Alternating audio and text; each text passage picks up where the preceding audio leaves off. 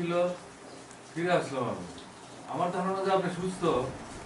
তো আজকে সকালে আবার শুনলাম যে না, তাকে তো বাড়িতে, উনি তো অফিস টফিসে যেতে পারছেন না, তুমি যেহেতু ওনাকে দেখতে যেতে হবে।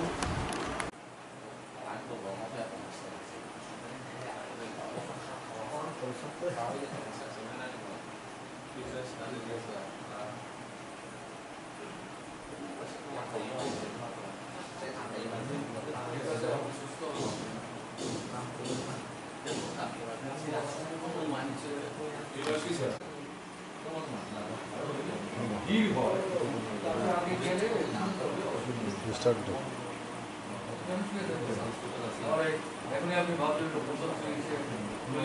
ভালো দিব, আর আমি কি কে তুলে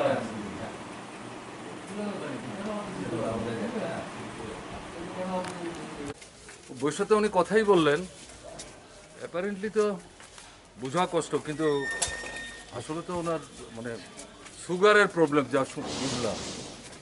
সুগারের প্রবলেম মানে তো এটা থেকে তো অনেক রকম সমস্যা হয়, সেই সমস্যা আছে।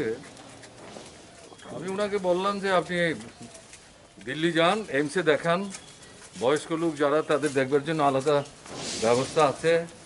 হ্যাঁ, এখানে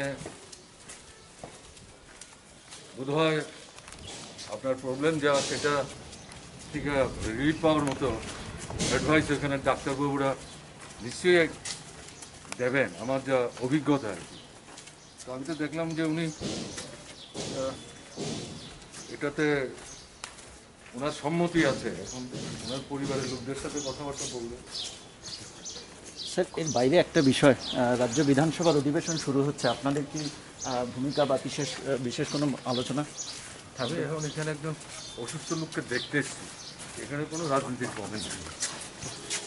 স্যার, সম্প্রতি 5 রাজ্যের বিধানসভা নির্বাচন